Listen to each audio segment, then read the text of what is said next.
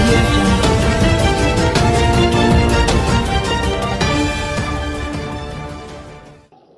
ఉస్మానియా హాస్పిటల్లో, గాంధీ హాస్పిటల్లో, నిమ్స్లో మీరు చూస్తారు, మీ సిటీ కాబట్టి మీకు తెలుస్తుంది.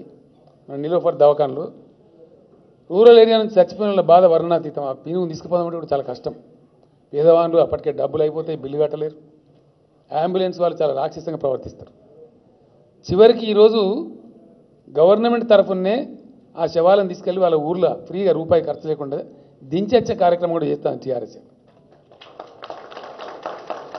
ఈ పార్టీలు రాజ్యం వెళ్ళినప్పుడు వాళ్ళ జన్మలో ఈ ఆలోచన చేసినరా?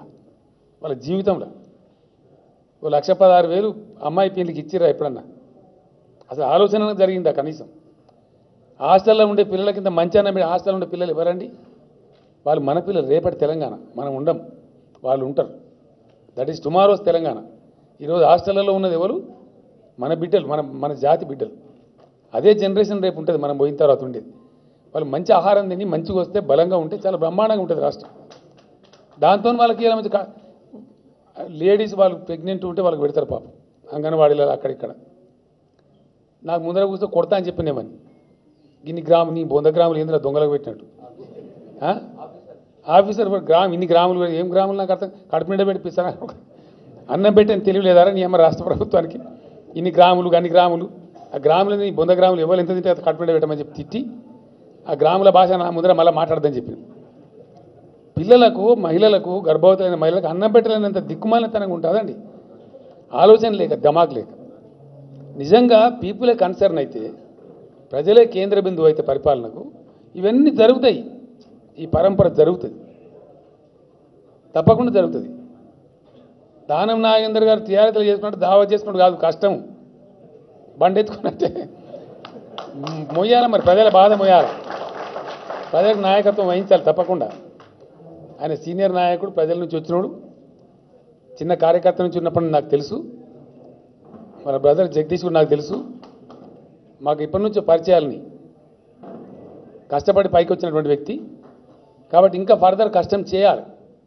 డెఫినెట్గా మంచి అవకాశాలు ఉంటాయి, ఆయనకు మంచి భవిష్యత్తు ఉంటుంది, దాని అనుమానమే అవసరం లేదు. క్రియాశీలంగా పనిచేసే వాళ్ళు, 10 సంవత్సరాల కొద్ది అనుభవాలను అవసరం. ఈ రాష్ట్ర పునర్నిర్మాణానికి అవసరం.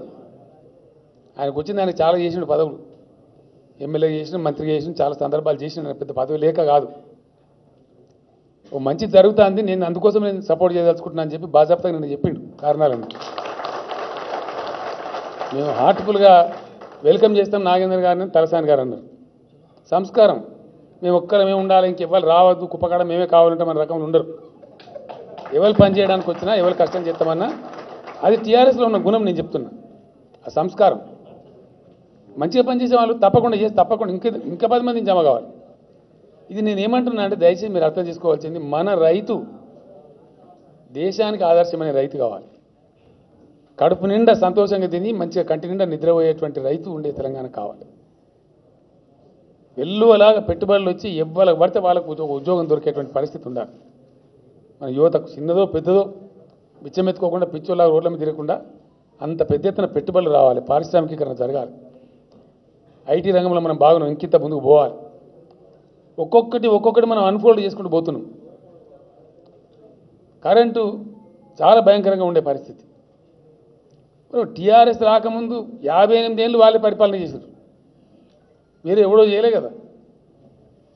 టీఆర్ఎస్ గవర్నమెంట్ అయితే తెల్లారే ధర్నా మొదలు పెడతారు.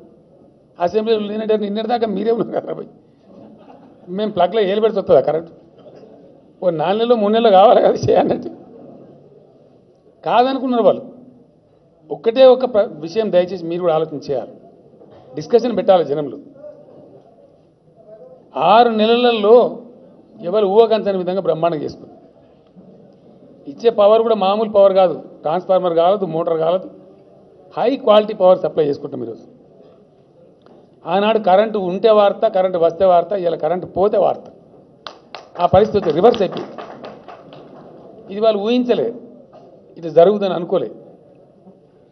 వాళ్ళకి ఏముండే అంటే, టీఆర్ఎస్ వీళ్ళకు చాలా చిన్నోళ్ళు, అంత అనుభవం లేదు, మాకు పెద్దోళ్ళం కాబట్టి ఏదైతే ఉందో వీళ్ళన్నీ దొరికిపోతారు, తప్పులు చేస్తారు అని మేము చెయ్యం కూడా, సచ్చినా కూడా చేయం. డెఫినెట్గా మంచి పని చేస్తాం, మంచిగా ముందుకు పోతాం. అందువల్ల చాలామంది మిత్రులు ఇవాళ ఇంకా లైన్ ఉన్నారు. నేను పేర్లు చెప్తే బాగుండదు, మీరు చూడబోతారు. రాబోయే 15-20 రోజుల్లో చాలామంది చేద్దామని చెప్పి చెప్తున్నారు. మేము కూడా వచ్చి పనిచేస్తాం సార్ అని చెప్తున్నారు. మరి నేను చెప్పిన తొందరపడితే కాదు బాబు, వచ్చి రాక నాకు ఇది కావాలి అది కావాలి, మరి ఇబ్బంది అవుతుంది. ఉన్న సీట్లు తక్కువ, మన రాష్ట్రంలో మంది ఎక్కువ, మరి సర్దుకోవాలని అట్నే సర్దుకుందాం సార్, పని చేస్తాం, మాకు ఇంట్రెస్ట్ ఉంది చెప్పి. ఇలా అన్ని రంగాలలో ఒక చక్కటి పద్ధతిలో మంచి పద్ధతిలో జరుగుతూ ఉంది. మేము చాలా మేధావులము, ఇది సమైక్య రాష్ట్ర పాలకులు, చాలా తెలుగు కళలం, చాలా మాటలు మాట్లాడి మనం విన్నాం.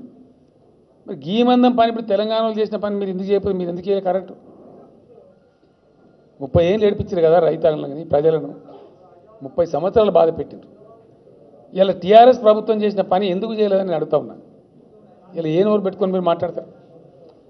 అందువల్ల ఒక నిర్మాణాత్మకమైన ప్రతిపక్షం లేకుండా నాదాన్ దుష్మన్ లాగా ప్రతిపక్షం. ఏంటండి వీడియో నచ్చిందా? అయితే ఓ లైక్ వేసుకోండి, లేదంటే ఓ కామెంట్ చేయండి. ఎప్పటికప్పుడు మా వీడియోస్ చూడాలంటే సబ్స్క్రైబ్ చేసుకోండి.